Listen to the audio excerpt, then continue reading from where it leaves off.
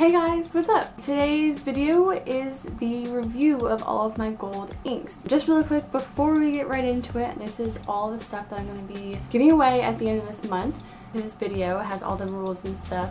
Basically, you just have to be in the US and you have to be subscribed to me. There's other ways to enter as well in that video, so go check it out. So the first thing is this Uniball Impact Gold Ink Pen. The pen itself has really good weight. It is a plastic body. The pigment is really good, even though it's really thick pigment and it has a lot of shimmers in it. However, it is a bit streaky, but that's to be expected. It's a ballpoint pen. And this particular pen is a lot juicier than the other ones. It just has a lot more pigment. It's just a little bit thicker. Elmer's Painter's paint pen. Also, the plastic body. The cap on this one feels a little bit better than the caps on the other painters that I've used. There's a slight paint smell, which I don't remember there being one with the black paint pens that I've used. And it has a pump action to start. This is a Sharpie water-based gold pen. It was brownish, kind of brownish in a way, and it wasn't very sparkly. And I think that was it just felt like a Sharpie. I feel like it stuck to their guns. They're like, we're gonna make a Sharpie and it's gonna be like a Sharpie. It feels like a Sharpie. It's very matte and not very shiny at all. It does have some shimmeriness to it, but there wasn't that much. This manuscript calligraphy pen. Oh my gosh, I love this pen. The body feels so good. Like, it has a really good felt tip, even though it was a little bit delicate. Only thing was the color. It was just a little bit greenish. For like a calligraphy pen, it was just a little bit too green and not very shiny.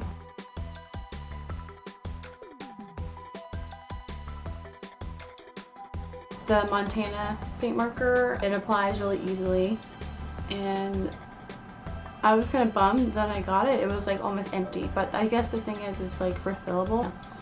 It's a little bit dull, you know.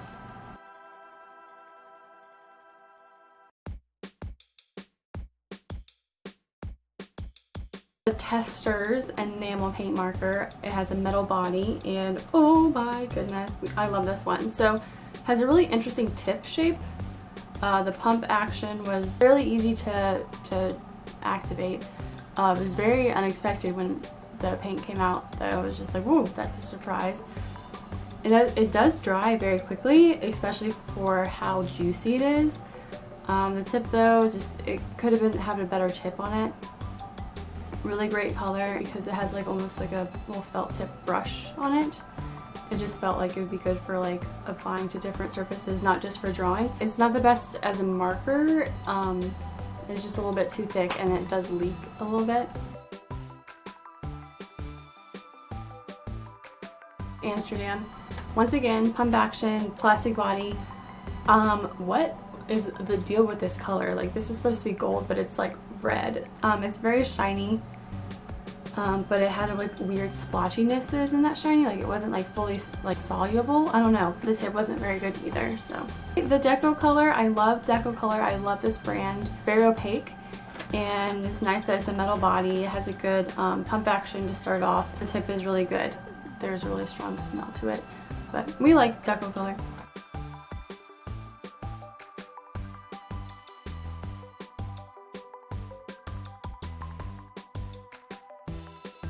Oh, I love the Pilot pen. Pump action again, metal body, strange smell, and like very strong. It's a good gold color, but it's not very sparkly.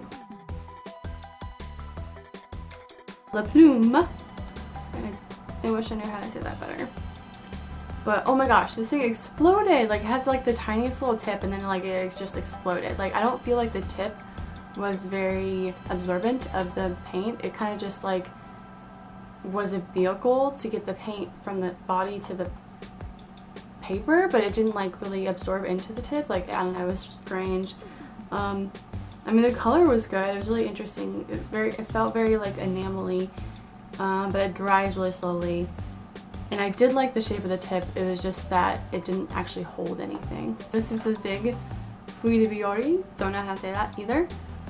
Once again, it has a brush tip, and I love all the possibilities that you can achieve with the brush tip. A little bit dull and kind of greenish, so I wasn't like too much of a fan of the actual color, but the pen was nice.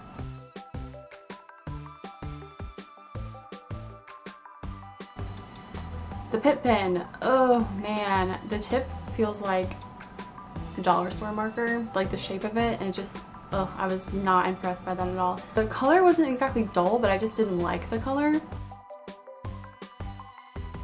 Pen Touch smells odd, but and very strong. Has a metal body and a really good hard tip. You can get a lot of line variation with it, and it was just fun to like watch the paint like lay down and like dry, and it looked cool.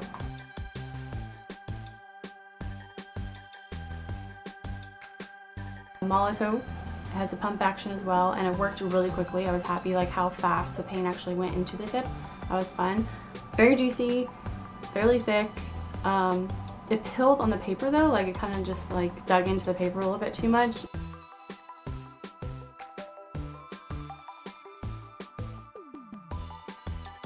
The Elegant Writer. I love the tip of this thing, like it's so good. Just fun and easy to write with. Not the best color either, but it was just really close to like just being really dull.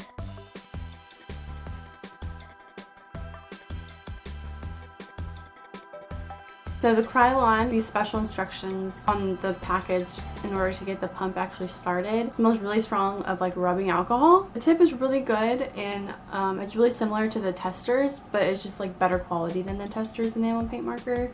Oh my god, the ink on this rocks. Oh, it was just so good.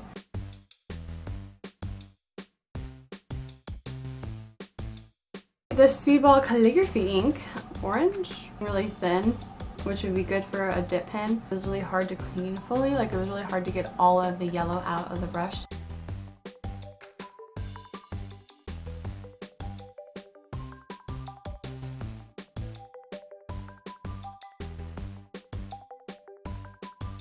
The Speedball Super Pigmented was even more orange than the calligraphy ink by Speedball, and way more transparent and way less sparkly and way more watery. So not impressed by that super pigmented gold ink at all.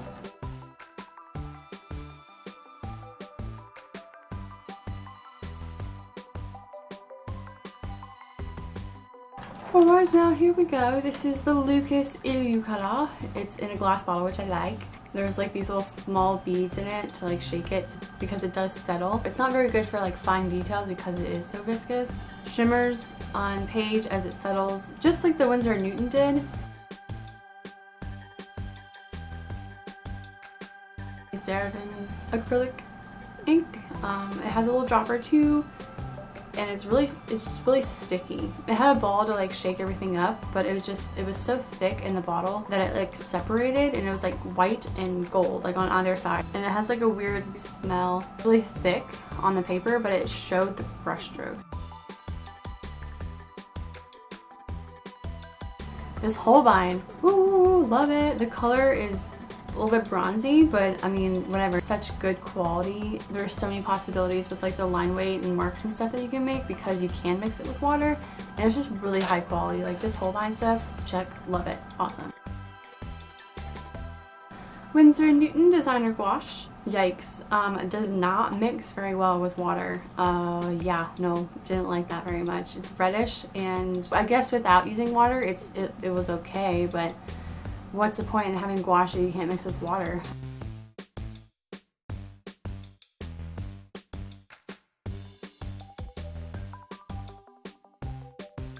So the Winsor & Newton ink, definitely better than the gouache. You don't actually need to mix with water either. It's so watered down as it is. It has really good coverage though. It's like fairly opaque and very foily, and it's consistent until it does settle. Liquitex! I have like an exclamation point on here in my writing. I was like, Liquitex, exclamation point. I was really happy with this one. Really great color, good foil, not too shimmery. I really like it. Really good ink, and it's obviously gold. It's not like too yellow, it's not like too brown, it's not too red. It's a good color. This is definitely one of my favorites. The Lucas Gouache, really confused by this. Like, what's the point of it? I guess it could be good for glazing, like putting thin layers of shininess on top of something, but it's not in any way opaque, and when you squeezed it out of the tube, it was just watery. Like, I didn't understand. Like, there was no point to mix it with water. Like, I don't know. Like, this is, no, I didn't like this at all. This Gouaches gouache. Nope, no need, no need. The Turner Acryl Lame. Oh, this is so cool. It's like applying glitter. It's almost like a glitter glue, but it's not sticky. It dries kind of clear, like the binder is clear, so it dries like glue would. And then I really like the little shimmers that it is. It's like rose gold. This was not at all sticky and tacky, and it was really easy to like move around and like make shapes and stuff. The Sennelier was a little bit brownish, which I wasn't that happy about, but you can tell like what it looks like in the bottle. It comes out the same way. It's also pretty clear just with the sparkles, but the sparkles in the Sennelier are a lot finer than the Turner Acryl Lame. It's good though, and I did like it. I did like this. It's a good quality ink, and it does what it's supposed to do. Turner Design Gouache plastic cup, which I thought was really cute, and I liked that. It's very thick, and it feels really good when you're using it. It does show brush strokes, but it shows brush strokes only in the texture, not in the opacity. And some of the thinner paints, like you can actually see the paper in between the brush strokes or whatever. This one just showed the brush stroke in the texture itself. It still had full coverage. This one is a bit more like foil than it is like shimmer. Lasco, interesting bottle shape, and you have to shake it. When you first open it, it's like really watery, but you have to shake it.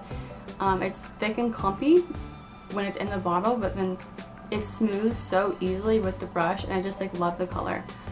Glimmers, and it's foily, and it mixes well with water, but causes the glimmer to separate from the binder. So this Shiva is probably better for larger areas. You can make marks as fine as your brush, and there is no smell to it, which is nice. You can use mineral spirits or some other type of medium to move it around, but using the mineral spirits does dull the pigment out. For my own practice, like I don't really do like broad expressive strokes in my oil paintings, so I don't really see personally a need for it. And the schminky. Oops. What a huge mess this made, because I had no idea like what the actual consistency of it was. Like I didn't know if it was like thick, or like if it would stick together, or if it was like glitter. It's like glitter, and it's like powdered foil. Absolutely my favorite stuff. The only kind they had on the website was this silver. The only thing was it smelled like alcohol, which I thought was really odd. I used the walnut oil to make it a really smooth, smoothable paint. I think what you're supposed to do with this is kind of pour it into like a little jar or something, add in your oil, mix that, and then use it as a paint.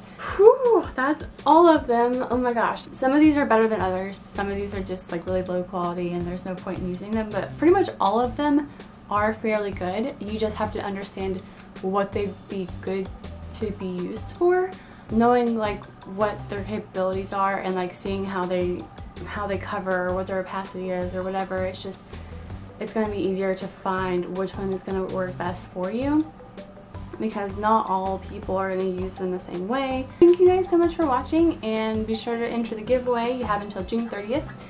And I'll see you guys in my next video. I make one every Wednesday and every Saturday, so click here to subscribe.